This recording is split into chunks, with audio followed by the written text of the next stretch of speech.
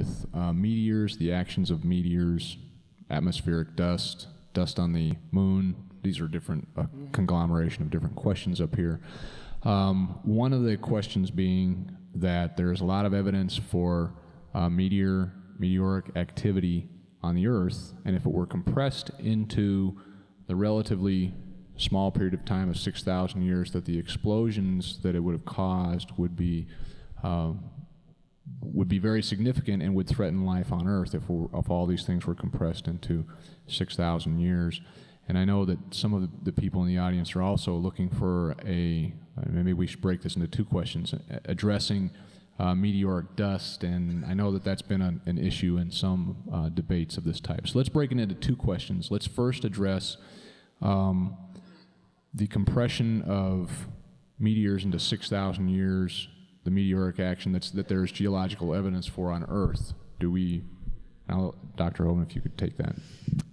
Okay, I would point out, go ahead with that. First of all, most comets flying through space and therefore hitting the Earth are simply ice, okay, which wouldn't live a pile of dust. Comets are made of rock. There are several types. There's the stony nickel, the iron, and the ice. And the vast majority are ice or ice and iron mixtures or ice and stony nickel mixtures.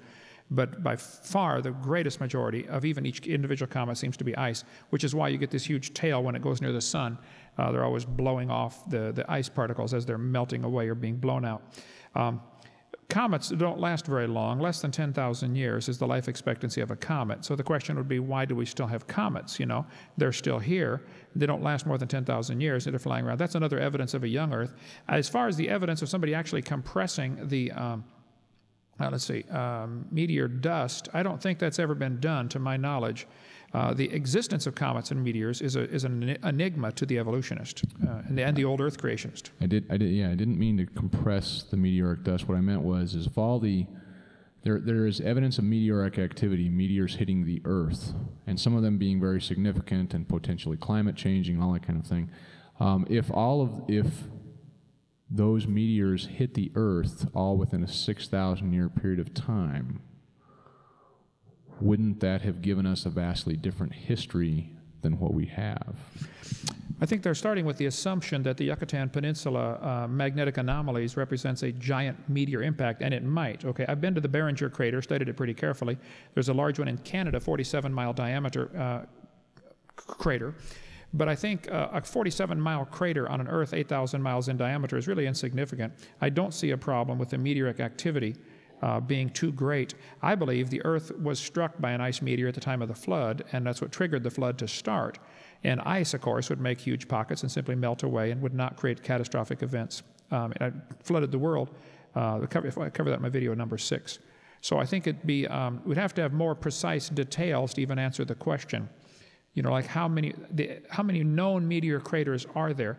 I would say it's probably of any relative size. I mean, the Barringer crater is only 4,000 feet across, which a meteor the size of this room could have made a 4,000-foot crater. You know, you can shoot a .22 bullet into the mud and make a hole that big, you know, depending on the softness of the mud. So I don't think it would cause any catastrophic. When the Shoemaker comet hit Jupiter, everybody worried it was going to end the solar system. It's like a BB hitting a freight train. Nobody's going to know it even happened. So I don't see a problem. Well, actually, this is one of the more curious arguments that I've heard in a while, and I think it's quite an interesting one. The bottom line is, if you look at the moon, and you know, you can see pretty well what the rate of meteoric activity has been. You can count the craters. It's pretty straightforward. And if you look at, you know, so the Earth and the Moon, in either scenario, mine or Dr. Hovind's, are about the same age. So they must have both been undergoing the same kind of meteoric activity. So you can either spread that out over, in my view, 14 billion years, in which case the Earth can handle that. Human life can handle that if it's recent. Or you compress all of those meteors falling onto the moon, falling onto the Earth into 6,000 years, creates complete calamity. It would destroy the Earth, destroy human beings. This would be a giant wasteland right now. So I don't know if there's a lot more to say about that. It seems pretty intuitive to me, but I've been wrong before, so. All right, we also have a lot of questions on dinosaurs. Where do dinosaurs fit into each respective old Earth, young Earth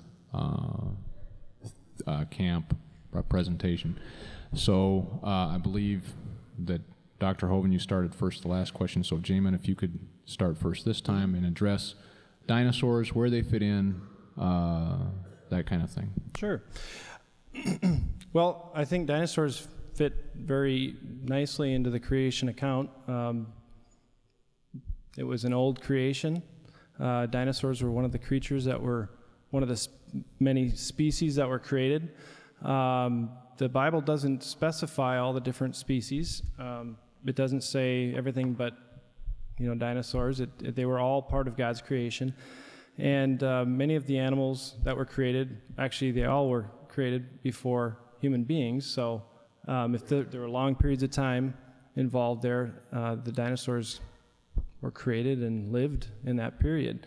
I think that they coexisted with the early humans. So that's my I don't know if I'm addressing the right question here, so I think they fit neatly into the old Earth scenario. Okay. Dr. Hoven? I would disagree totally. I think that dinosaurs had to be created on the sixth day with the rest of the animals. There was no death till Adam sinned. This guy says nobody's ever seen a dinosaur. Of course, he can't possibly know that. That's his religion, not his science.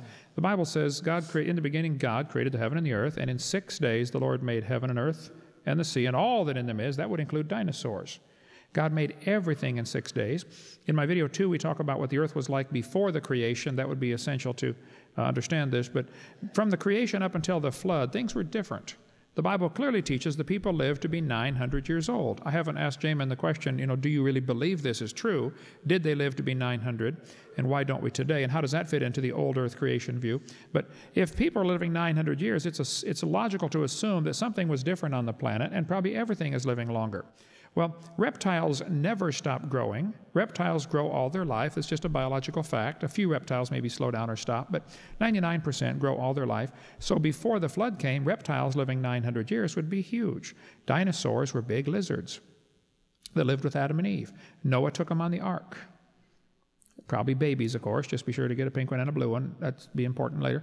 But after the flood, people killed most of these dinosaurs. They called them dragons all through history. They're known as dragons. And the word dinosaur was made up in 1841. So Noah took dinosaurs on the ark. After the flood's over, they got off the ark. They faced a different world. Things had changed. And we cover all that in video 3. And my computer's slowing down on me here. But yeah, I think I don't see a problem with dinosaurs at all. Matter of fact, I love dinosaurs. Our website is Dr. Dino. My phone number is 479-DINO. We have Dinosaur Adventureland in my backyard. But they used to be called dragons. Same animals, though. Mentioned in the Bible 34 times, dragons are. And Leviathan and Behemoth also. Job 40, verse 15, Behemoth, it has to be a dinosaur. It says it has a tail like a cedar tree. It can stop a river. Just read the passage. That's talking about a dinosaur. All right. I want to move on to, if we can think for a minute about Genesis chapter 1. On the first day, God created light. I believe it's on the fourth day that he creates, or the third day he creates the sun, moon, and stars. Can we talk about light and in either the younger